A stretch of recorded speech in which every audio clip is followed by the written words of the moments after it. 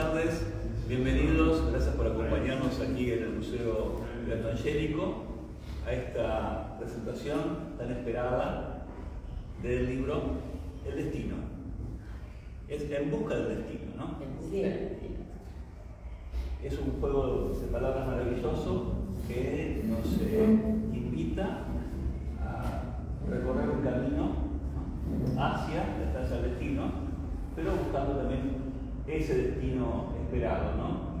Creo que ambas, ¿no?, una historiadora del arte y una arqueóloga, nos pueden compartir infinidad de experiencias de un espacio tan interesante como Magdalena con su historia, ¿no?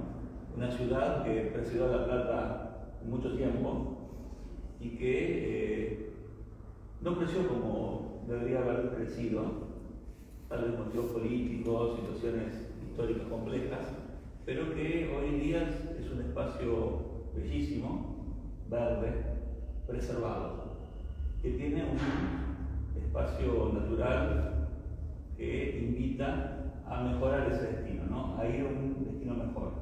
Creo que es lo que ustedes nos están proponiendo en este hermoso viaje, ¿no? Ese road movie, como las películas, ¿no? Van viajando desde Buenos Aires hasta este espacio. Claro, nos pareció pertinente hacer esto de viaje desde Buenos Aires, la capital. Bueno, ¿conocen estos 50 kilómetros que nos traen desde La Plata a Buenos Aires de vuelta? No todo el mundo. Y hay cosas maravillosas para ver en el recorrido, y sobre todo cuando se entra a la ciudad de La Plata, que a lo mejor se la puede ver como a lo lejos, pero nos podemos encontrar con la naturaleza, que nos va a llevar no solamente a Magdalena, sino para seguir un poquito más adelante. Y vamos a llegar a Punta Indio, vamos a llegar a toda esa masa de agua impresionante que es el río de la Plata. Entonces tenemos playas, tenemos tanta cosa, tanta naturaleza. Me imagino que Susana alrededor de la belleza como historiadora del arte, como artista, formada en esos aspectos. Pero Mercedes Pérez Meroni, que es arqueóloga, ha buscado también, además de la belleza, la historia y los orígenes de todo esto. Así que contanos cómo fue ese acercamiento, ¿no? Y cómo ambas también pudieron coordinar sus saberes y este amor por Magdalena. Sí, bueno, ya fui presentada, mi nombre es Mercedes Pérez Meroni, soy arqueóloga. Hace muchos años, más de 35 años que estoy trabajando como arqueóloga en toda la costa rioplatense de los partidos de Magdalena y Punta Indio. Y ahí conocí la gente, conocí estos espacios, conocí las estancias, tuve comunicación con cada uno de estos propietarios. Aparte de trabajar específicamente en lo mío, que es conocer estas primeras ocupaciones que se dieron en este territorio, desde grupos cazadores, recolectores, pescadores de hace 2000 años hasta sitios históricos de España indígenas. Así que descubrí un territorio maravilloso, que no solamente la parte natural, sino la parte cultural que hay en esta zona. Y es un libro que comenzó, es un libro histórico, pero que está contado en una forma muy amena, y fuimos recorriendo desde la salida de La Plata por esta Ruta 11, fuimos recorriendo distintos paisajes, distintas localidades, y bueno, que ahora le vamos a ir contando, ¿no? No sé, querés ir relatando cómo fue el surgimiento de este libro. Y nos parecía que había que darlo a conocer. Darlo a conocer no solo por hacer un libro ameno, que sea histórico, pero también turístico, contado de una forma que atrape al lector y que vea la riqueza natural y cultural que hay en esta zona. Bueno, y así comenzamos comenzamos por esa ruta 11, si querés comentar algo Sí, por eso. Es un libro que nos llevó bastante tiempo hacerlo.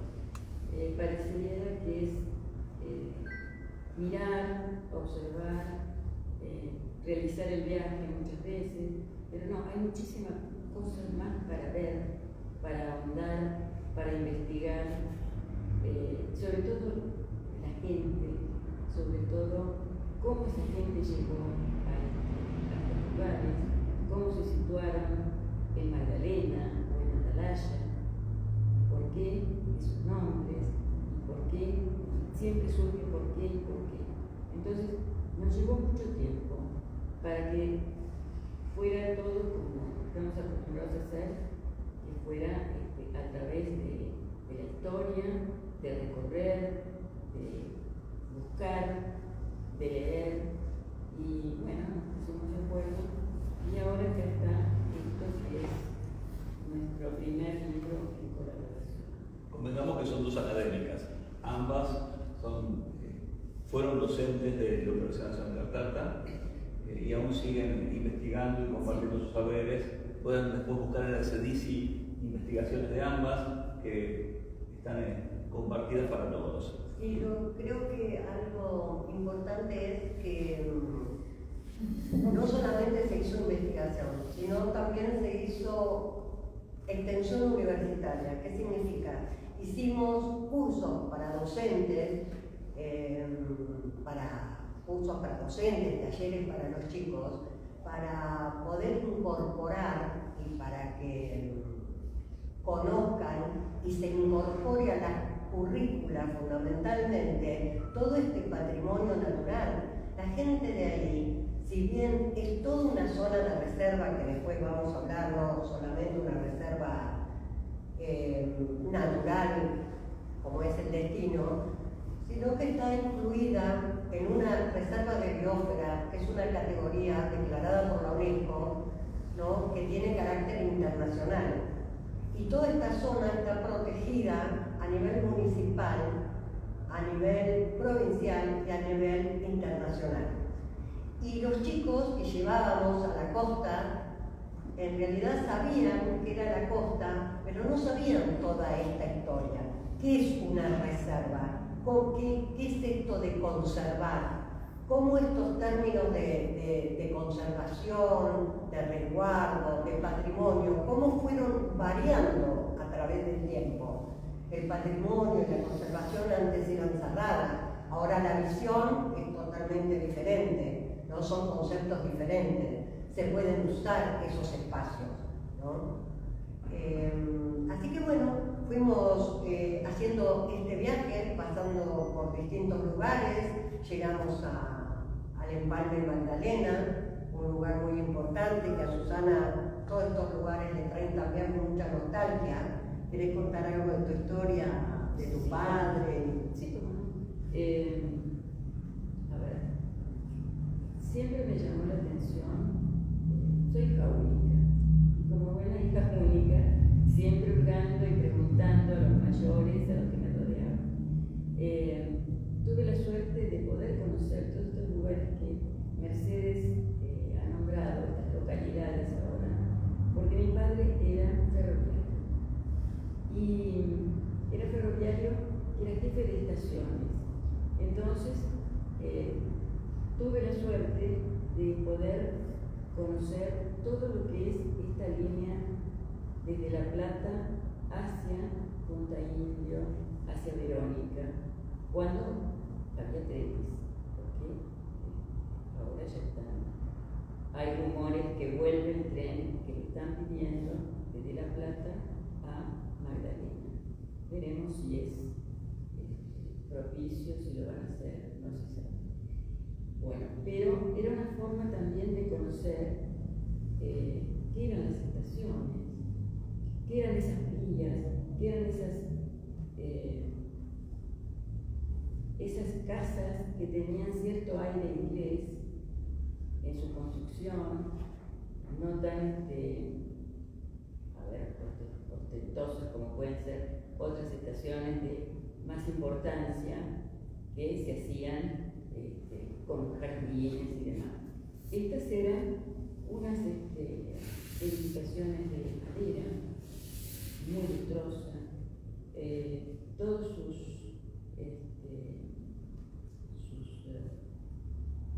aditamentos que hay en las ventanas, en las puertas, los picaportes y demás, todo eso era en bronce. Yo era chica y decía, ¿cuánto oro? Porque me llamaba la atención.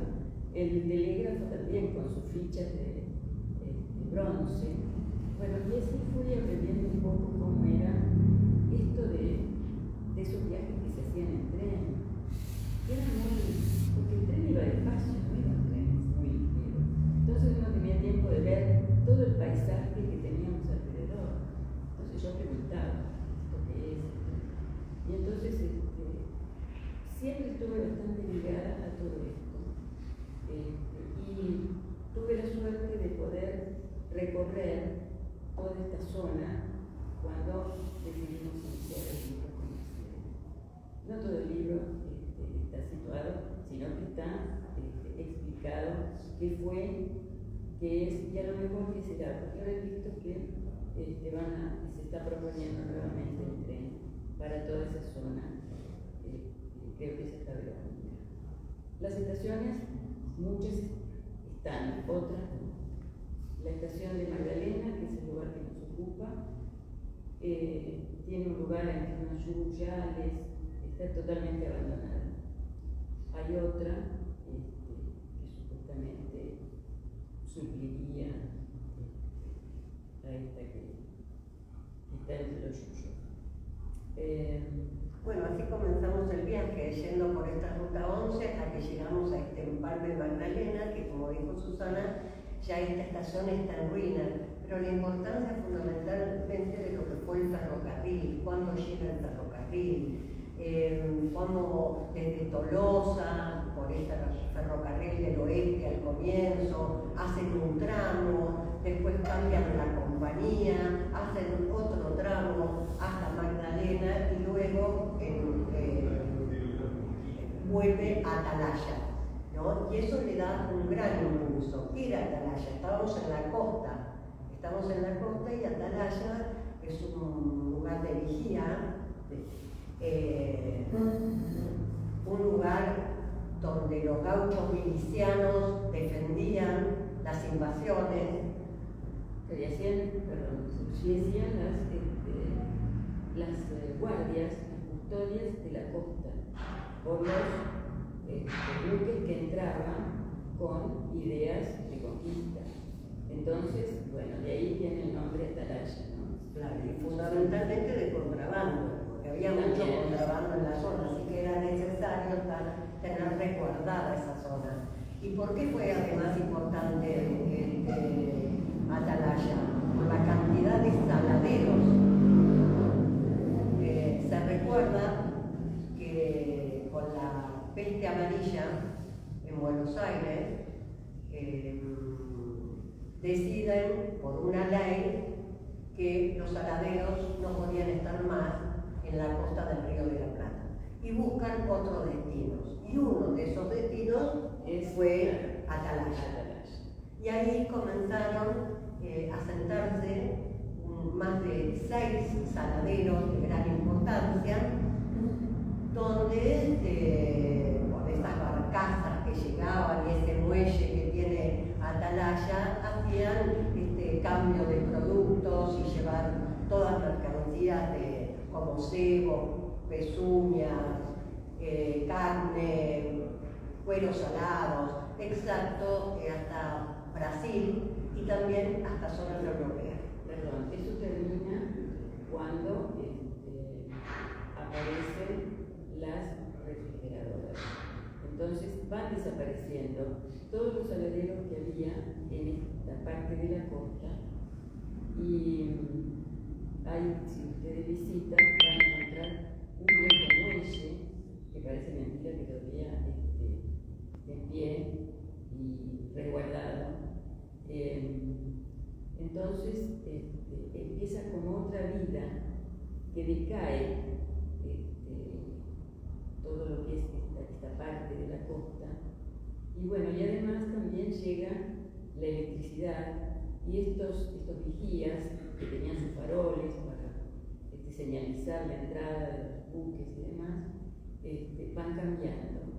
Entonces es como que va tornando otra vida, otro ser. Y en Atalaya, que llegaba también un tren, un ramal, digamos, que llegaba hasta Empalme, ¿no? Desde Empalme hasta la costa y hasta La Plata o Tolosa, depende, porque jugaba mucho Tolosa en esos tiempos. O sea que podemos decir que desde ese momento de apogeo, con los grandes saladeros que hubo, hasta, como dijo Susana, mencionó Susana, la incorporación de cámaras frigoríficas, ¿sí? Esto hizo que haya una población que empezó a decrecer y hubo un cambio donde la gente se trasladó a otro lugar que fue Berisso. Así que la población se redujo. Pero tenemos en Atalaya, y esto es muy, muy importante y meritorio también, es una población pequeña con relación, por ejemplo, a Magdalena o a otras que la rodean. Pero tiene sus playas, tiene además una capilla muy interesante que fue construida por, ahí la tenemos, ¿no? Por un dueño de saladero de apellido Roca, porque su mujer era una católica muy devota y que quería una capilla. Y allí está la capilla, muy interesante. Si están por allí, no dejen de visitarla. A veces se abre, a veces no se abre. Ahora fue donada, hace un tiempo, fue donada al Arzobispado de La Plata. Así que está muy cuidada y abierta. O sea que en este viaje que van a hacer, entre en Atalaya, van a quedar restos de estos saladeros que hoy día se están poniendo en valor, están haciendo nuevas excavaciones para contar parte también de lo que fue. Como mencionó Susana, está esta capilla que don Santiago Roca hizo en honor a su esposa. Otra de las cosas que se puede visitar y que es muy interesante y que es un orgullo de la población es la biblioteca que hay, Esteban Echeverría, que funcionó hasta 1871 frente a la ubicación actual en un local que se llamaba Amor al Arte y ahora se encuentra en una esquina y fue dirigida durante mucho tiempo, hasta los 90 años, sí, por una señora que se llamaba Emma Crespi, ¿sí? Y que trabajó hasta los 90 años como bibliotecaria, ¿no? Después se mudó también a la zona de Berisso. Así que tanto el muelle, la historia de los saladeros, y no podemos... de una reserva que sí está ahí medio entre que la toman o que no la toman, que la cuidan o no la cuidan. Porque no... sí, porque quedó en un terreno privado. Casi toda esta zona queda en terreno privado y después por distintos conflictos económicos, políticos, etcétera, etcétera, ya esta reserva que se encuentra en Atalaya no se puede visitar. Así que hablamos de la biblioteca que se puede visitar y también hay una construcción de ladrillos con techo a dos aguas que era la antigua estación de ferrocarril y que hoy día es la delegación municipal. Es la delegación municipal y también hay una sala de exhibición con documentos, hay toda una sala de archivos que muchos de ese material fue donado por gente del pueblo. Pero no lo podemos llamar museo. No, una sala de exhibición. Exactamente, sí. Porque para ser museo tiene que tener otras. Bueno, así después llegamos y nos fuimos para el lado de, otra vez del Empalme Magdalena. En ese mismo lugar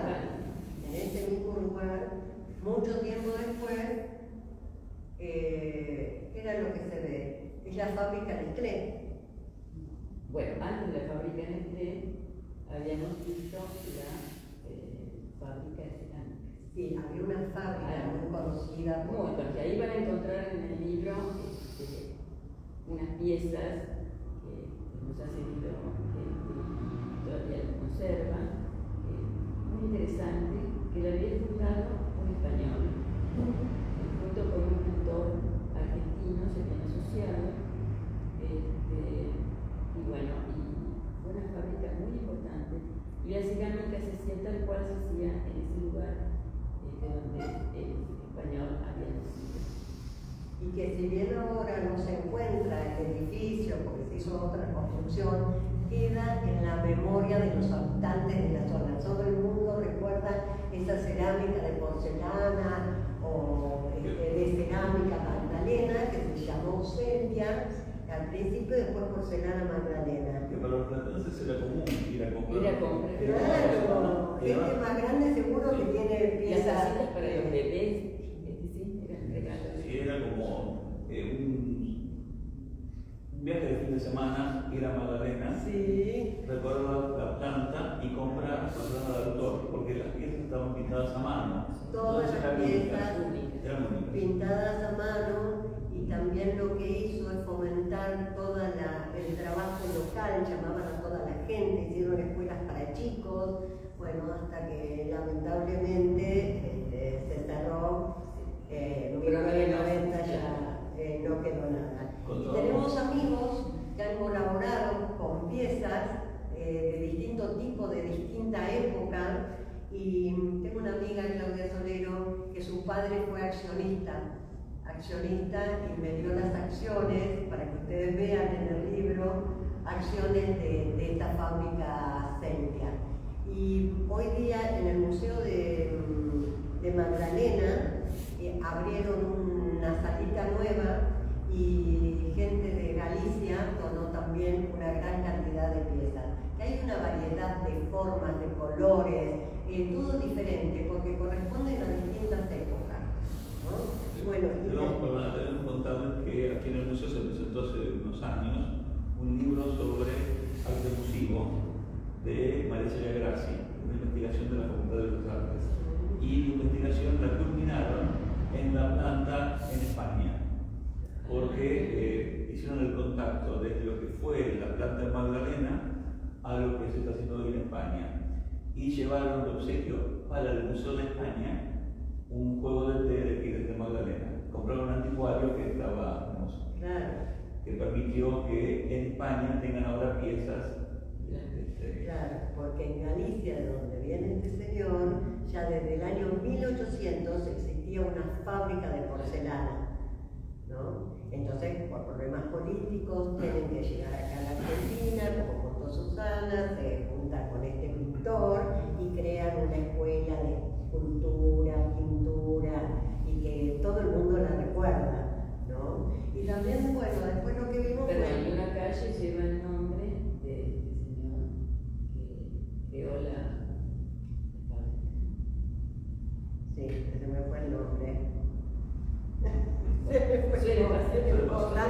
Ya vendrá en su Después momento. de ahí fueron a Nestlé, y ahí Claro.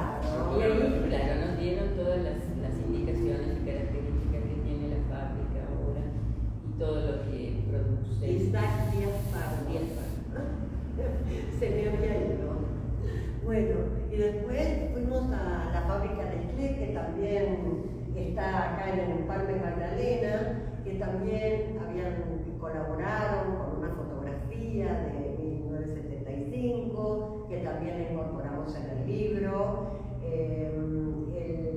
Esta fábrica reconocida a nivel mundial fue algo muy importante para la zona de Magdalena. No solamente porque dio espacio a una gran cantidad de gente que podía trabajar ahí, sino también el aprovechamiento de toda la industria lechera que había en la zona. Y el funcionamiento de una escuela, porque lo importante en estos pueblos que van creciendo es que junto a ese crecimiento generen una escuela. Entonces, aquí fue la primera escuela, creo que era la número 9,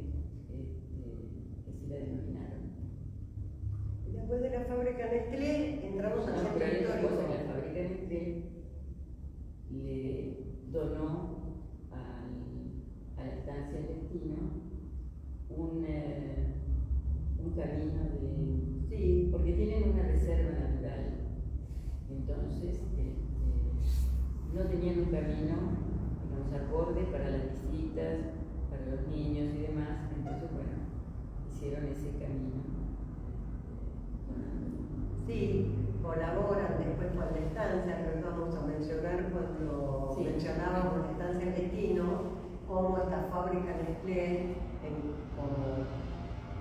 por la preservación del medio ambiente y demás, colabora con esta estancia en un circuito muy especial para la conservación de la flora nativa. ¿Sí? Y después ya entramos en el centro histórico. En el centro histórico llegábamos a la plaza de Magdalena, donde alrededor de la plaza están todos los edificios más emblemáticos de justicia, culto católico, administración. Y tenemos la municipalidad, la plaza. Y tenemos la plaza, porque se le da poca importancia en varios libros que he revisado y además a las características que tiene la plaza. Es una plaza interesantísima. Le han cambiado el nombre 2 o 3 veces. Ahora parece que la han dejado tranquila, pero varias veces le cambiaron. Y tiene una obra que es un monumento a San Martín. Está hecha por un artista italiano que vino a la Argentina. Son muchísimas obras, sobre todo en zonas costeras de Cochea,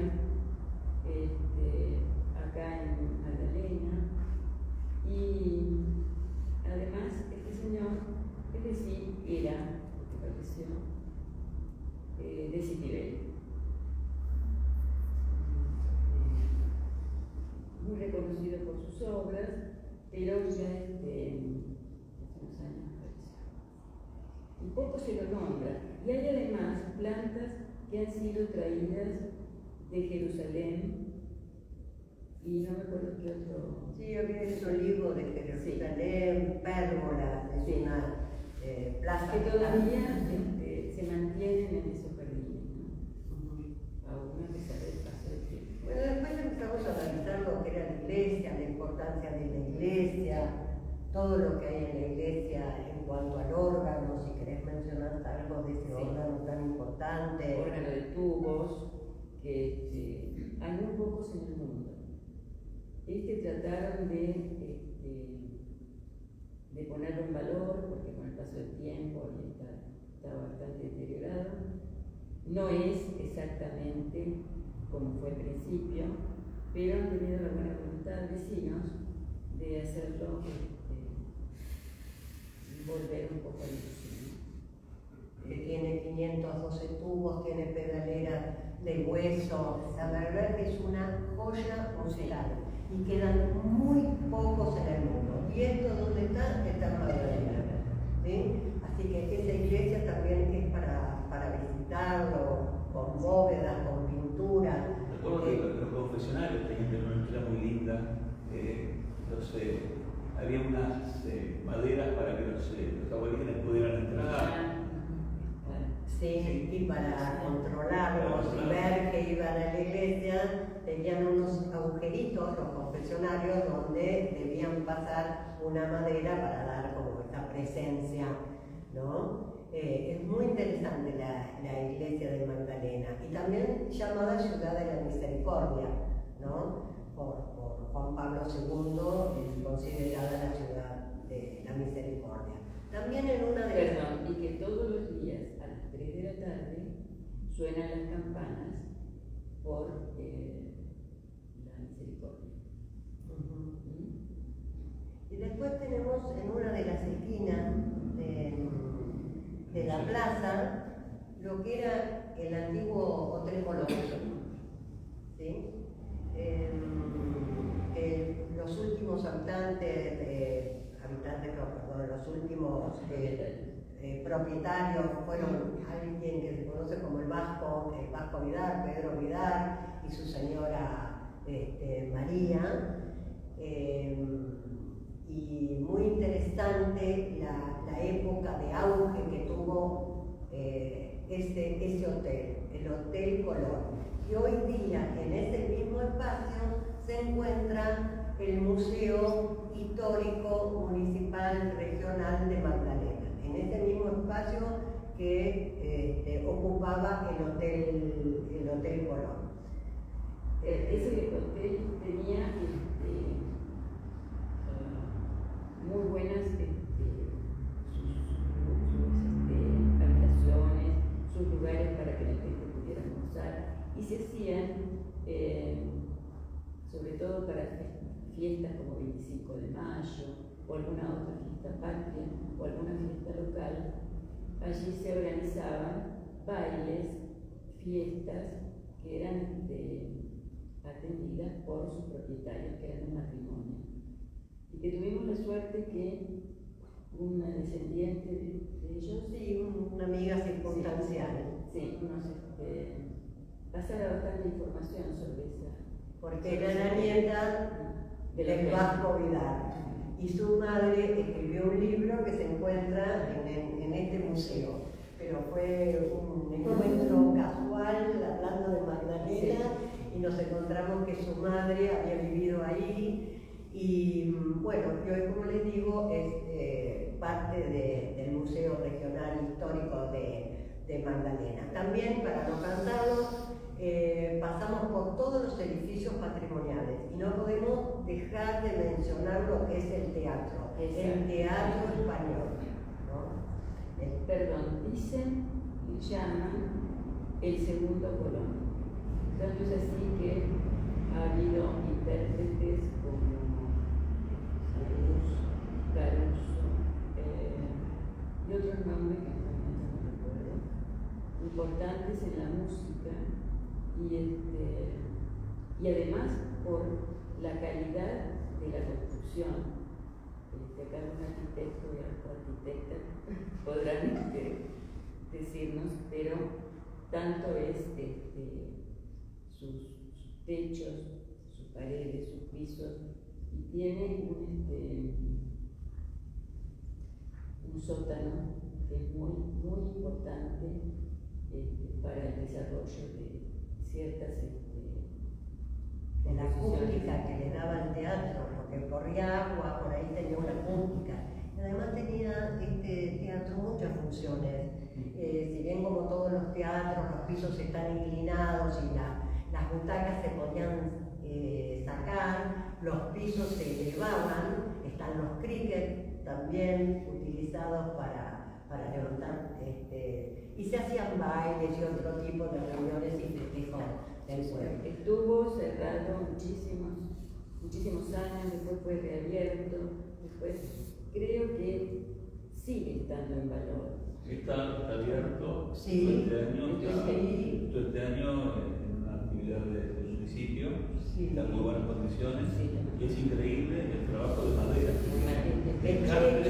Encastres de madera de diferentes tonos, quedando estrellas. Bellísimo. Es interesantísimo para nosotros. Así que bueno, mencionamos ya. ¿Qué más nos invitan a ver? Tenemos otro edificio patrimonial que es la Escuela de la Sagrada Familia, ¿sí? Que fue creada un edificio para esta escuela por Consuelo Unzué de Casares, casada con el hijo del gobernador. Perdón, que tenían una estancia, Santa Rita, en Magdalena. Hoy esa estancia forma parte de Verónica, porque hubo una división de tierras en determinado momento y esa estancia quedó para el lado pero tenía una paisanera que yo pude verla, maravillosa, entre otras cosas, ¿no? Pero es bueno resaltar porque si se hace una visita se va a encontrar con cosas que a lo mejor no aparecen en una guía o demás, ¿no? Y estuvo a partir de 1940 regenteado por las hermanas mercedarias, ¿sí? Anteriormente habían estado otras congregaciones, pero a partir de 1940 se hicieron cargo las hermanas mercedarias. Y así que teníamos el colegio, tenemos el teatro. Frente a la plaza no puede faltar el Palacio Municipal. El Palacio Municipal, que hay muy poca información y no hay trabajos así como se. Pero lo que sí tienen es que se conserva una gran araña y el lugar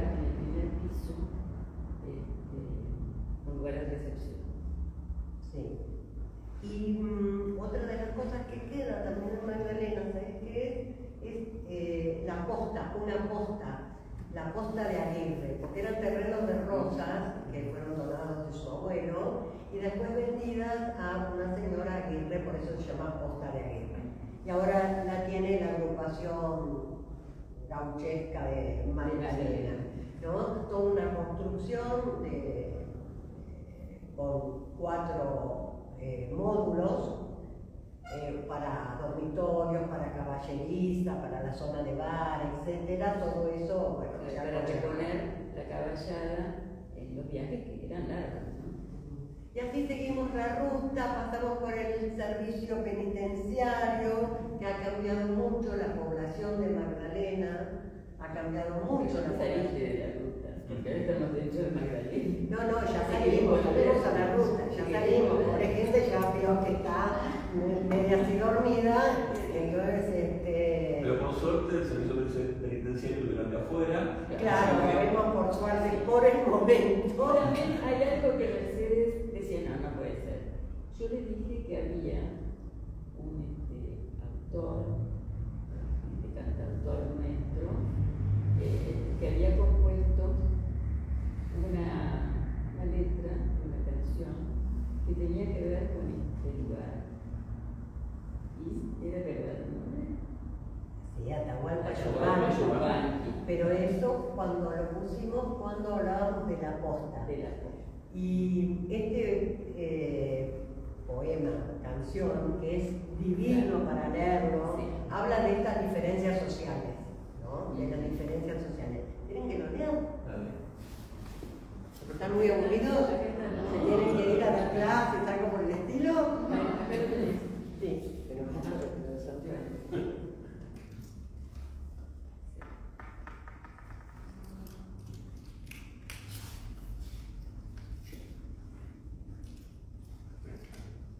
compositores Héctor Roberto Chavero, que es Atahualpa Yupanqui.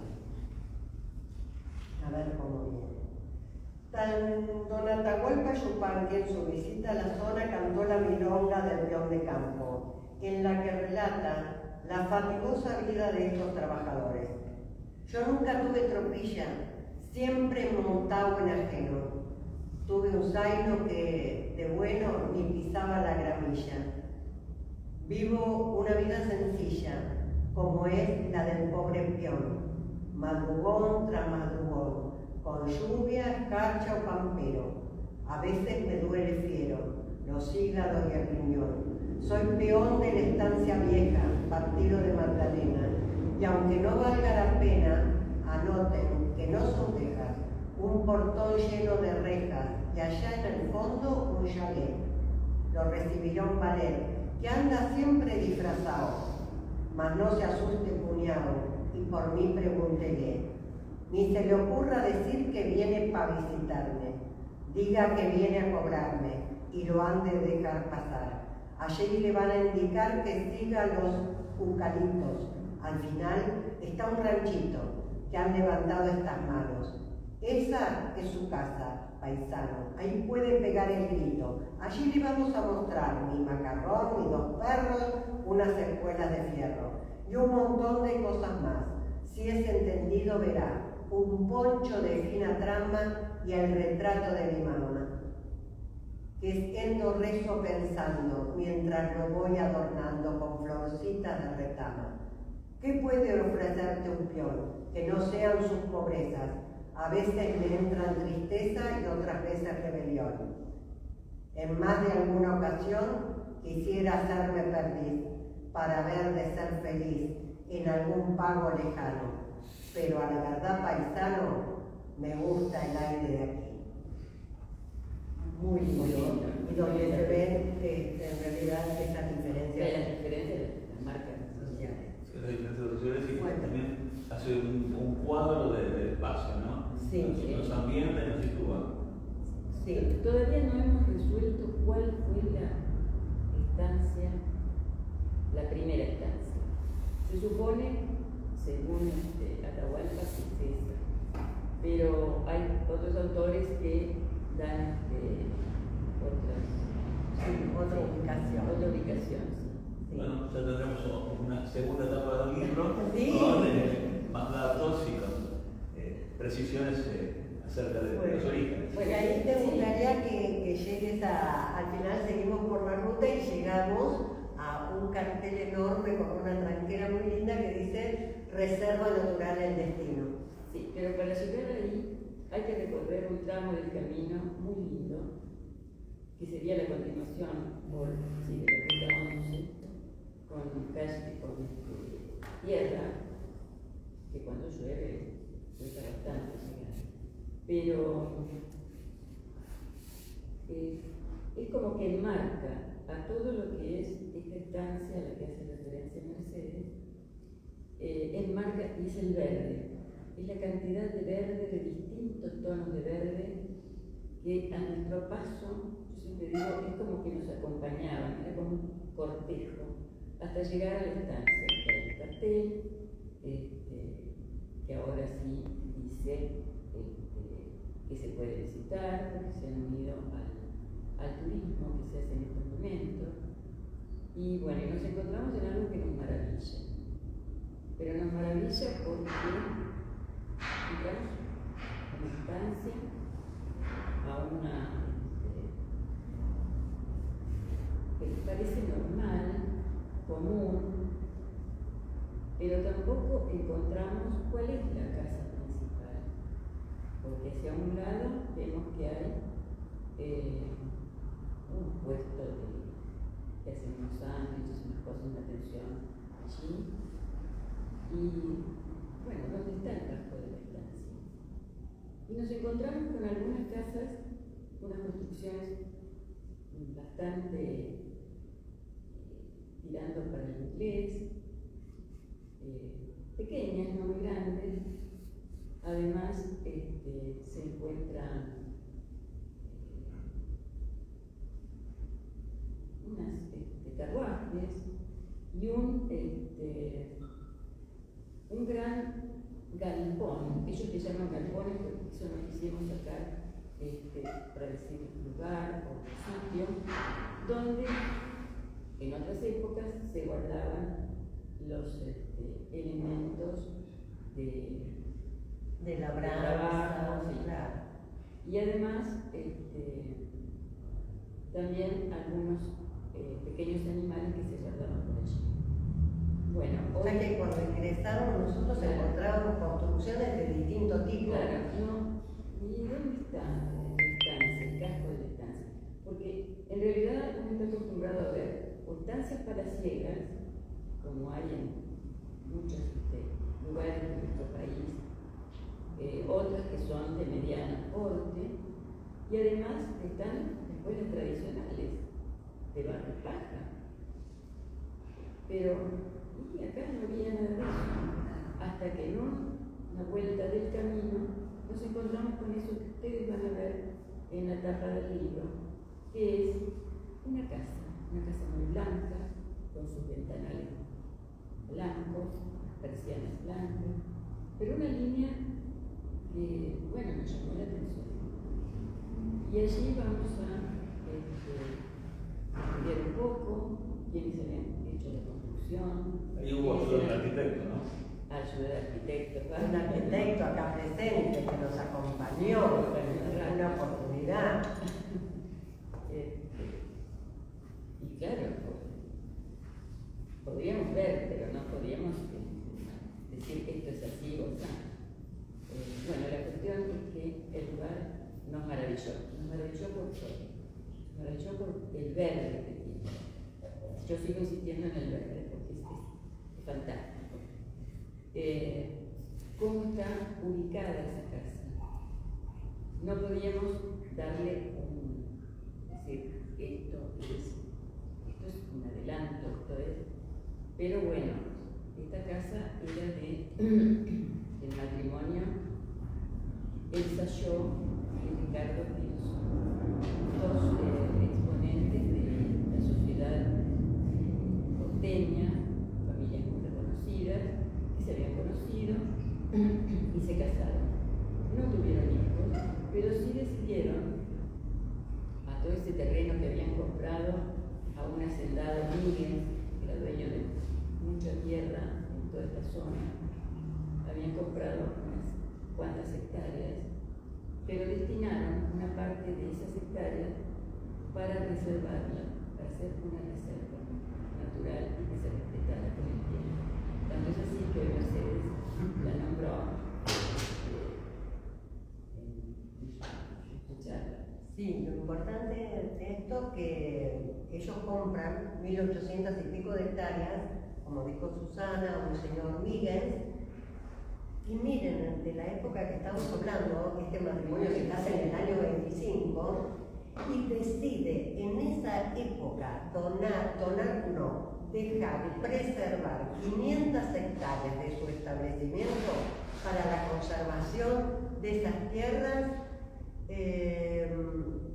En una época, ese carácter visionario que tuvo esta gente, en una época donde no se hablaba de conservación, de cuidar el ambiente, de preservación, fue fantástico, la verdad que fue un adelanto para la época, ¿no? Y lo importante de eso, ahora vamos a seguir hablando de la casa, es ese verde que menciona Susana, que tanto nos ha pegado, tanto nos acompaña, donde fundamentalmente vemos lo que es lo nativo, ¿no? Aparte de la casa, su espacio interior. Claro, pero también para poder hacer un diagnóstico de los habitantes de esta casa. ¿Por qué eligieron esa casa? Porque eran asiduos viajeros. Tanto es así que Elsa había muerto su mamá muy joven, y bueno, estaban internados en Inglaterra. Entonces tenían otra visión de las cosas, otra visión del mundo, y bueno, es por eso que yo creo que llegaron con la mente bastante cubierta con la idea de las construcciones de la Bauhaus. Acá yo no voy a hablar de arquitectura porque no es mi tema.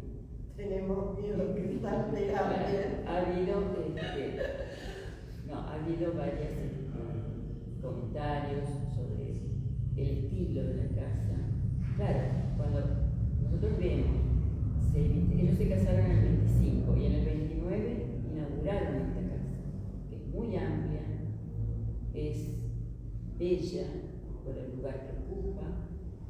Cuando nosotros pensamos, esta es la parte frontal de la casa, porque yo decía es la que mira el río, no, la parte frontal está en otro sector, la parte de entrada.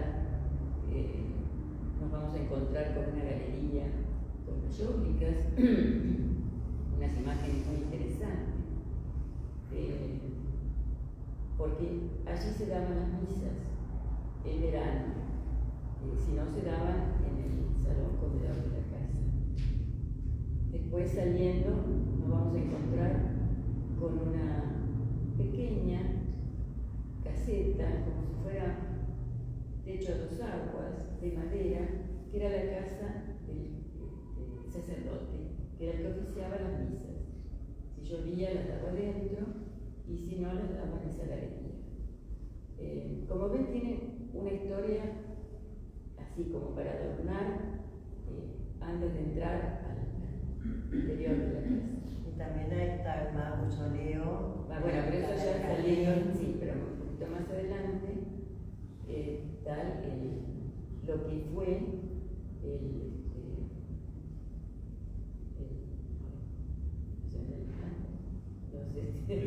un vivero, tenían un vivero en matrimonio, un vivero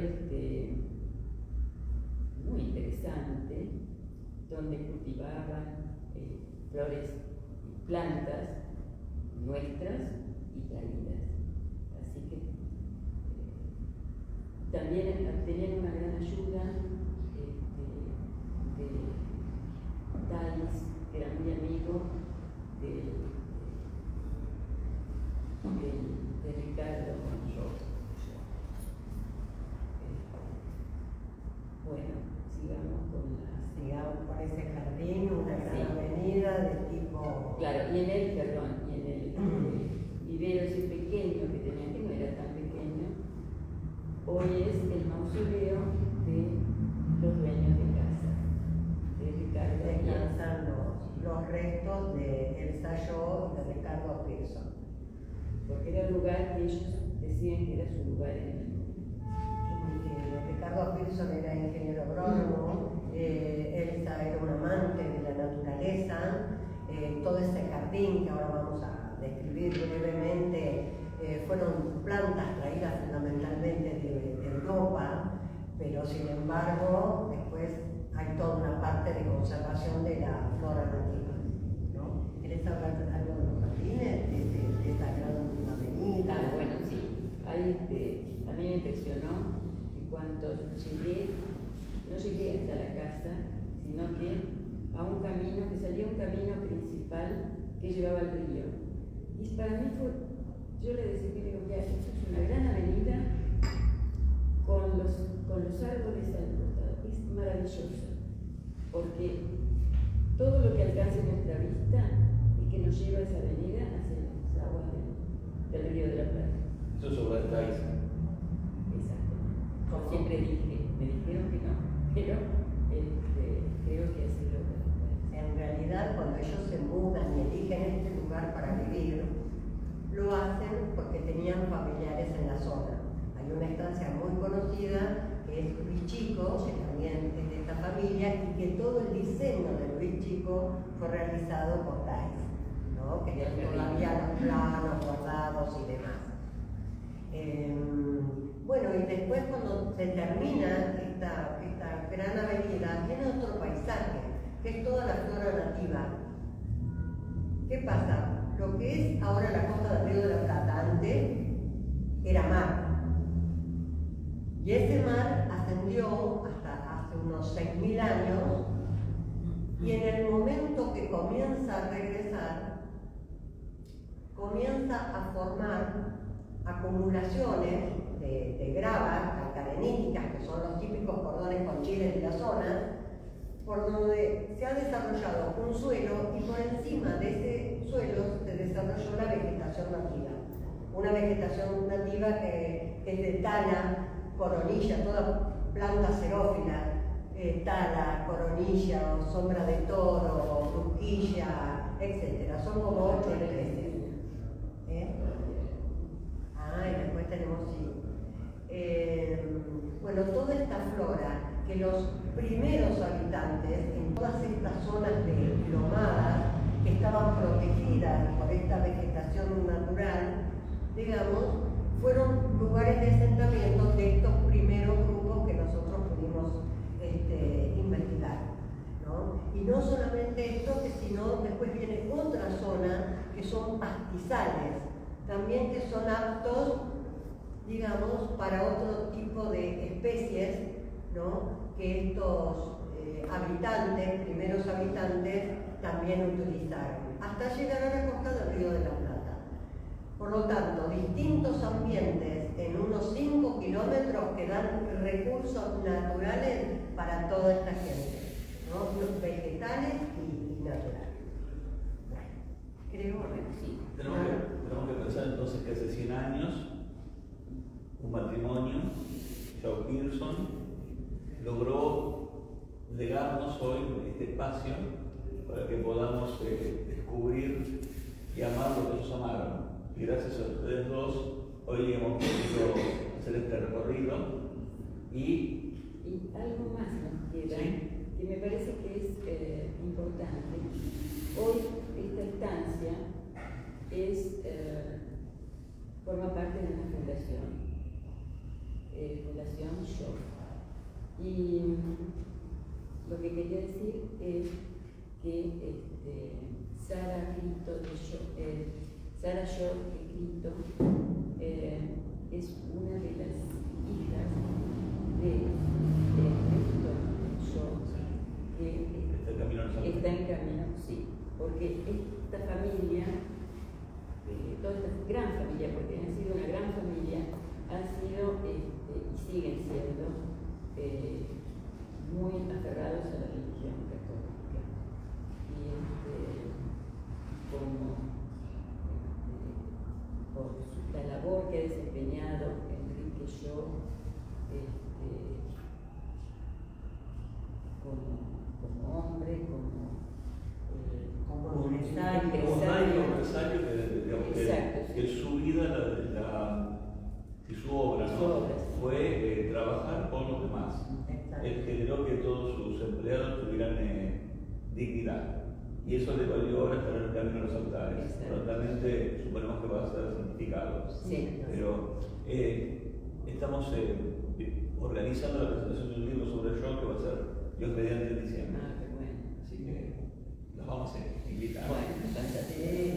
Y para todos, y para los que nos ven por Instagram, los invitamos entonces a leer el libro, porque esto fue un inicio, ¿no? Un avance que nos contó el camino que ellas hicieron, pero ambas ese camino nos lo comparten en estas letras, para que cada uno de nosotros podamos recorrerlo, disfrutar de la naturaleza y amarlo. Sí, sí, porque hay una naturaleza muy rica, muy generosa, imponente.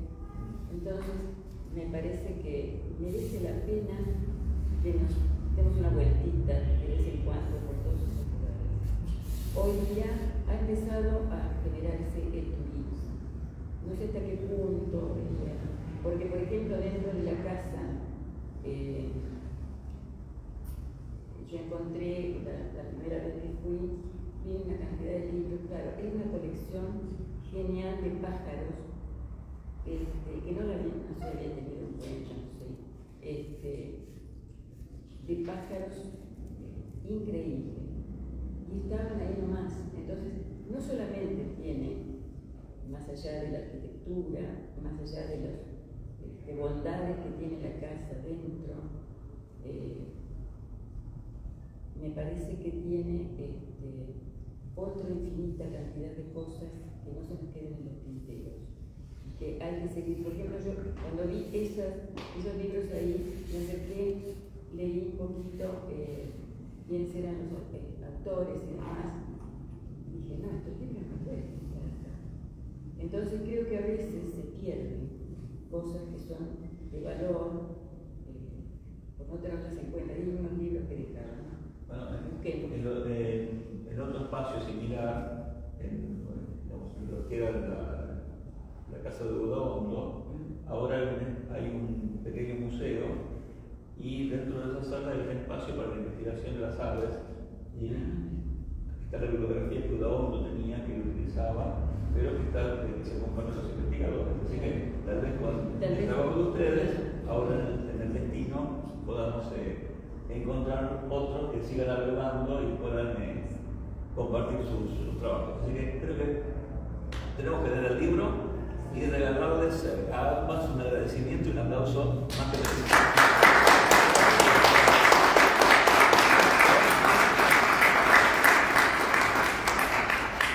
Gracias, un placer. Bueno, muchas gracias a todos. compartimos una copa y los libros están a la venta en el ingreso.